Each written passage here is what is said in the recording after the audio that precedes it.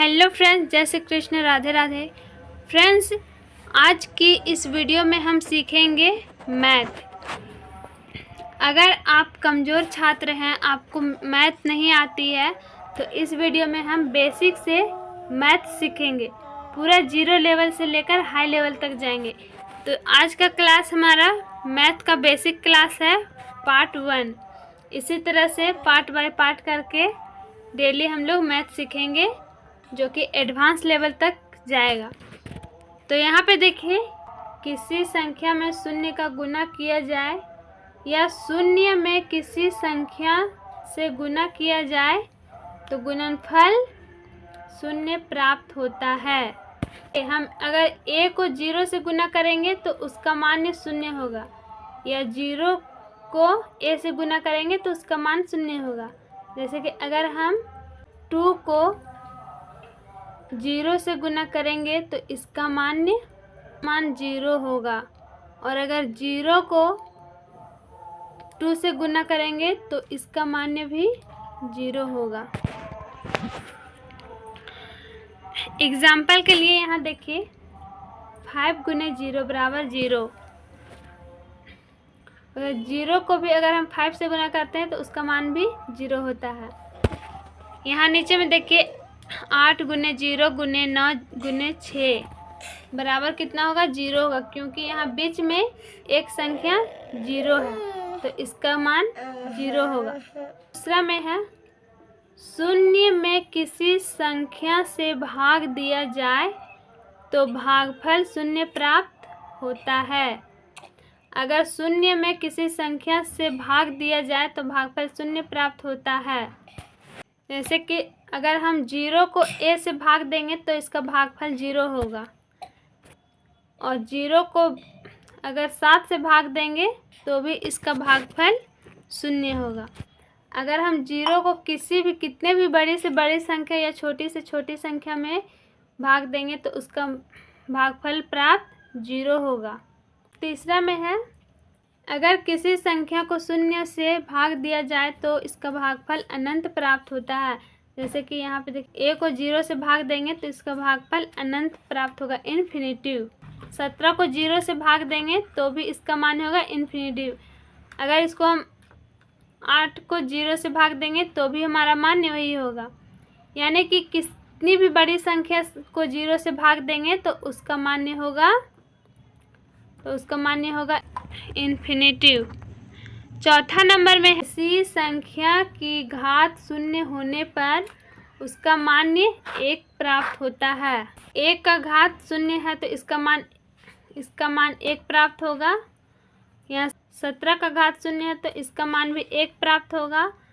5 का मान शून्य है तो इसका मान भी 1 ही प्राप्त होगा। कितनी भी बड़ी से बड़ी संख्या हो या छोटी से छोटी संख्या, अगर उसका घात शून्य है तो उसका मान 1 ही प्राप्त होगा। 5 नंबर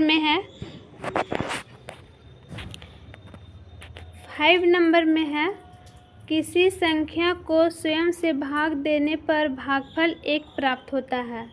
अगर हम किसी संख्या को उसी से भाग देंगे तो उसका भागफल 1 प्राप्त होगा। जैसे कि अगर हम a को a से भाग देते हैं तो उसका भागफल 1 प्राप्त होगा। अगर 17 को 17 से भाग देते हैं तो उसका भागफल 1 प्राप्त होगा। अगर 25 को 25 से भाग देते हैं तो उसका भागफल 1 प्राप्त होगा। लेकिन अगर हम 0 को 0 से भाग देंगे तो उसका भागफल नहीं होगा, नॉट डिफाइन। नेक्स्ट टॉपिक है, जोड़ और घटाना, एडिशन एंड सब्ट्रैक्शन। पहला नंबर में है, धनात्मक संख्याएं सदैव आपस में जुड़ती है और चिन्ह प्लस का लगता है। धनात्मक संख्याएं सदैव आपस में जुड़ती है और चिन्ह प्लस का लगता है।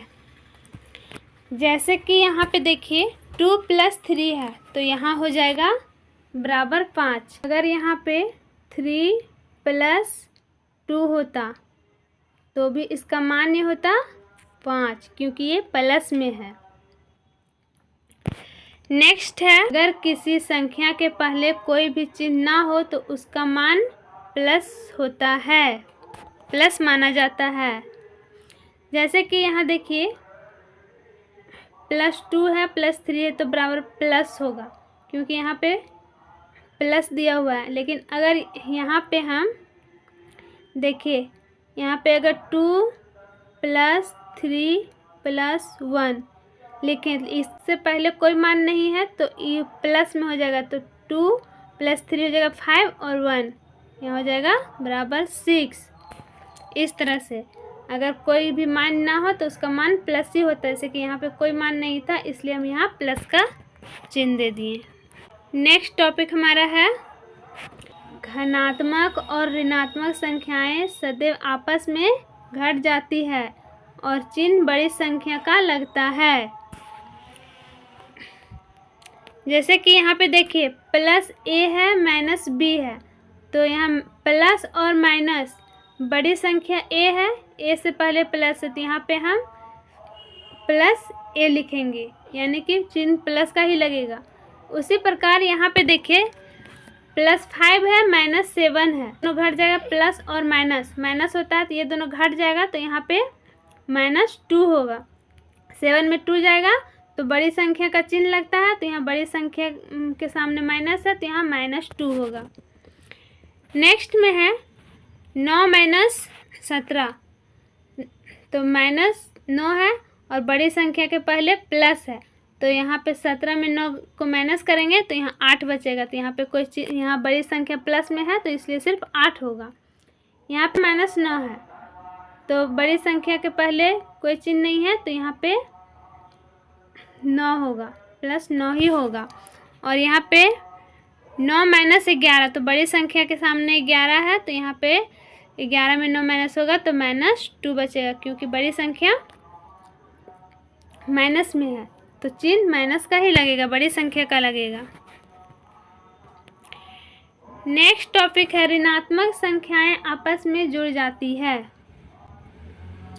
यहाँ पे देखिए ऋणात्मक संख्याएं आपस में जुड़ जाती है और चिन्ह हमेशा माइनस का लगता है। तो ये देखिए -5 - 2 दोनों माइनस माइनस में है तो यहाँ पे माइनस माइनस प्लस हो गया तो -7 यहाँ होगा। एग्जाम्पल के लिए -7 - 5, तो माइनस माइनस प्लस हो जाएगा तो यहाँ पे -12 होगा। उसके बाद है -8 - 6, तो माइनस माइनस प्लस हो जाएगा और चिन्ह माइनस का लगेगा। नेक्स्ट टॉपिक है गुना, मल्टीप्लिकेशन। इसमें है प्लस गुने प्लस बराबर प्लस होता है। जैसे कि 2 को अगर हम 3 से गुना करेंगे तो 6 होगा।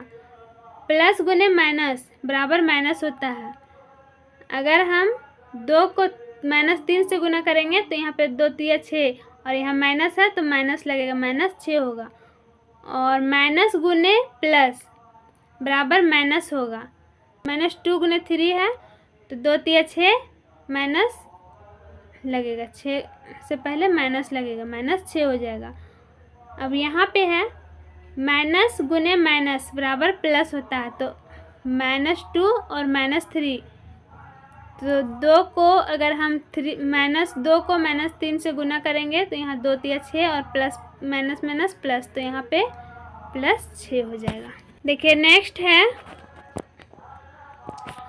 अगर माइनस का गुना सम बार हो तो प्लस का चिन्ह लगता है। अगर माइनस का गुना सम बार हो तो प्लस का चिन्ह लगता है। जैसे कि यहाँ पे देखिए -3 गुने -2 गुने -4 गुने -5, तो यहाँ पे ये देखना कि माइनस सम बार है या विषम बार। तो यहाँ देखिए 1 2 3 4 है तो ये सम बार है, तो यहाँ पे गुना करके 120 आएगा तो यहाँ 120 डायरेक्ट लिख देना है, इसमें माइनस का चिन्ह नहीं लगेगा। और अगर माइनस का गुना विषम बार हो जाए तो चिन्ह माइनस का लगता है। जैसे कि देखिए 2 गुने -3 गुने 4 गुने -2 गुने -3, तो ये यहाँ पे देखना है कि माइनस, इसको तो गुना कर देंगे। यहाँ देखिए माइनस का चिन्ह कितने बार है, तो 1 2 3 बार है, तो ये विषम बार है तो यहाँ -144 होगा। नेक्स्ट टॉपिक है भाग। यदि अंश और हर के चिन्ह समान हो तो धनात्मक मान होगा और यदि अंश और हर के मान असमान हो तो ऋणात्मक मान होगा। जैसे अगर प्लस बट्टा प्लस है तो यहाँ पे बराबर प्लस होगा और प्लस बट्टा माइनस है तो माइनस होगा, माइनस बट्टा माइनस है तो प्लस होगा।